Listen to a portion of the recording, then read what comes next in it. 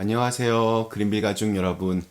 오늘 목요일 아침, 오늘도 이렇게 매일 한 말씀으로 또 오늘 하루를 시작하는 분들 모두가 우리 예수님의 부활을 오늘 우리의 삶 속에서 살아내고 또한 증명할 수 있는 이런 귀한 날이 되시기를 간절히 기원합니다. 자, 오늘 저희는 고린도전서 우리 15장 오늘 1절에서 8절 말씀으로 함께 이 아침 시작하겠습니다. 고린도전서 15장 1절에서 8절 말씀. 형제들아 내가 너희에게 전한 복음을 너희에게 알게 하노니 이는 너희가 받은 것이요 또 그 가운데 선 것이라. 너희가 만일 내가 전한 그 말을 굳게 지키고 헛되이 믿지 아니하였으면 그로 말미암아 구원을 받으리라. 내가 받은 것을 먼저 너희에게 전하였노니 이는 성경대로 그리스도께서 우리 죄를 위하여 죽으시고 장사 지낸 바 되셨다가 성경대로 사흘 만에 다시 살아나사 게바에게 보이시고 후에 12 제자에게와 그 후에 500여 형제에게 일시에 보이셨나니 그 중에 지금까지 대다수는 살아있고 어떤 사람은 잠들었으며 그 후에 야고보에게 보이셨으며 그 후에 모든 사도에게와 맨 나중에 만삭되지 못하여 난자 같은 내게도 보이셨느니라. 아멘. 네, 우리 고린도전서 13장이 사랑장이었다면 우리 이제 고린도전서 15장은 부활장이라고 그렇게 불립니다. 바울은 우리 기독교의 핵심 중의 핵심인 부활에 대해서 설명합니다. 이는 고린도 교회의 시작이었고 또 기초였으며 중심이었던 메시지였습니다. 바울이 처음 전하고 또 그 부활 신앙으로 세워진 이들이 세웠던 교회가 바로 고린도 교회였습니다. 바울은 이 점을 다시 한번 이렇게 상기시키고 싶었던 것 같습니다. 어느덧 초심을 잃어버리고 중심을 잃은 그러한 고린도 교회를 향해서 다시금 부활의 진리, 가장 기초가 되는 그 진리를 전하고자 했던 것으로 보입니다. 자, 오늘 1절 말씀이 이렇게 시작합니다. 형제들아 내가 너희에게 전한 복음을 너희에게 알게 하노니 이는 너희가 받은 것이요 또 그 가운데 선 것이라. 바울은 우리가 전해받은 복음, 그러니까 예수 그리스도의 부활 안에 우리가 살고 있다라고 선포합니다. 우리의 일상은 우리 주님의 부활에 기초한 삶이라고 말할 수 있습니다. 어쩌면 이것이 믿지 않는 사람들과의 어떤 차별성인지도 모르겠습니다. 이것을 바울은 2절에서 그 부활을 헛되이 믿지 말라는 말로 대신합니다. 다시 말하면 이렇습니다. 우리에게 주어지는 매일매일의 삶은 예수 그리스도의 부활을 느끼고 경험하며 사는 삶과 또 그렇지 않는 삶으로 구분된다는 것입니다. 이것은 믿음의 영역입니다. 우리 히브리서 10장 20절에는 예수님의 부활을 이렇게 설명합니다. 제가 표준세 번역 말씀으로 한번 읽어보겠습니다. 예수께서는 휘장을 뚫고 우리에게 새로운 살 길을 열어주셨습니다. 그런데 그 휘장은 곧 그의 육체입니다. 구약시대 하나님은 이스라엘 백성들에게 하나님을 만나는 장소를 지정해 주셨습니다. 그곳이 바로 지성소입니다. 하나님께 예배와 제사를 드리는 성막 안에 있습니다. 그곳에는 언약궤가 자리하고 있는 아주 신성한 장소였습니다. 그곳이 거룩하고 신비한 장소였던 이유는 그곳에 아무나 들어갈 수 없는 곳이었기 때문에 그렇습니다.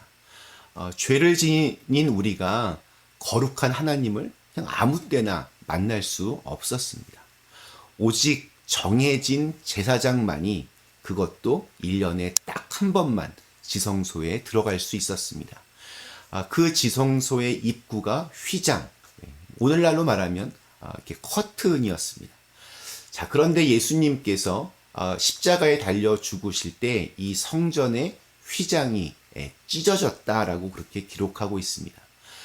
그분의 죽으심으로 우리가 죄인에서 해방되었기 때문입니다. 그리고 그분의 부활하심으로 우리는 담대히 그 휘장을 지나서 언제고 하나님께로 나갈 수 있는 존재가 되었습니다. 그것을 히브리서 기자는 새로운 살 길을 열었다라고 그렇게 선포합니다. 주님의 부활은 이렇게 새로운 살 길을 여는 시작입니다. 그리고 그 새로운 살 길은 우리가 걷는 길이 되었습니다. 얽매인 삶에서 해방되는 삶, 반복되고 정해진 일상에서 매일매일 새롭게 시작되는 일들이 우리에게 놓였습니다. 죽음의 길을 걷던 우리가 이제 생명의 길을 걷게 되었습니다. 늘 우울함과 절망의 길, 또 뭐 안 된다는 부정적인 생각과 자기 비하의 길에서 희망의 씨앗을 발견하고 소망의 빛을 바라보는 길을 우리가 걸을 수 있게 된 기초는 바로 예수 그리스도의 역사적 부활입니다. 그래서 바울은 예수님의 부활을 직접 목격했던 이들의 이름들을 나열합니다. 게바는 베드로를 의미합니다. 예수님께서 직접 베드로를 그렇게 부르셨습니다. 반석, 바위라는 뜻입니다. 그리고 12제자는 예수님 곁에서 함께 동거동락했던 자들이고 그 다음으로는 500명이 넘는 이들이 주님의 부활을 보았다라고 그렇게 증언합니다. 500명이 어떤 근거에서 나온 말인지는 뭐 정확히 알 수는 없으나 그들 가운데 덜어는 죽고 또 대다수는 살아있다라고 하는 이 표현은 아마도 바울이 그들의 증언을 직접 들었던 것이 아닐까 하는 생각을 갖게 합니다. 그리고 이어서 나오는 야고보는 예수님의 형제로서 예루살렘 교회의 수장이었던 야고보를 지칭하는 것으로 보입니다. 그 다음 나오는 모든 사도는 이 12제자를 제외한 당시 초대교회의 주요 인물들을 지칭합니다. 또 그 중에는 바울 자신도 포함되어 있다라고 그렇게 말을 합니다. 예수님의 부활이 진짜냐 아니면 조작된 거짓이냐 하는 것은 뭐 오늘날에도 계속되는 논쟁거리입니다. 이 현대적 과학이나 상식으로는 이게 도저히 어떻게 설명할 수 없는 불가능한 일이기 때문입니다. 그래서 부활은 언제나 의심을 받습니다. 저는 이것에 대해서 뭐 아주 명쾌하게 부활을 증명할 수 있는 지식이나 지혜는 없습니다. 다만 부활을 믿을 뿐입니다. 제가 그분의 부활이 믿어지는 것 자체를 저는 기적 중에 기적이라고 생각합니다. 그리고 감사합니다. 예수님이 세상을 구원하신 하나님의 아들임을 믿기에 또한 하나님께서 이 세상 모든 만물을 창조하신 영원하며 또 전지전능하신 분이라는 것을 믿기 때문에 하나님이 마음만 먹으시면 뭐 부활 그 이상도 하실 수 있다는 믿음이 제게는 있습니다. 그러나 믿음은 어떤 증명의 차원이 아닙니다. 그래서 믿음을 가지고 뭐 논쟁하거나 증명할 생각은 없습니다. 오히려 이 부활의 역사성만큼이나 더 중요한 것이 우리 앞에 있습니다. 왜냐하면 이것이 우리가 새롭게 살 길이기 때문에 그렇습니다. 그것은 바로 부활의 증인으로 살아가는 것입니다. 예수 그리스도의 부활은 바로 나를 통해서 완성된다라고 하는 말이 있습니다.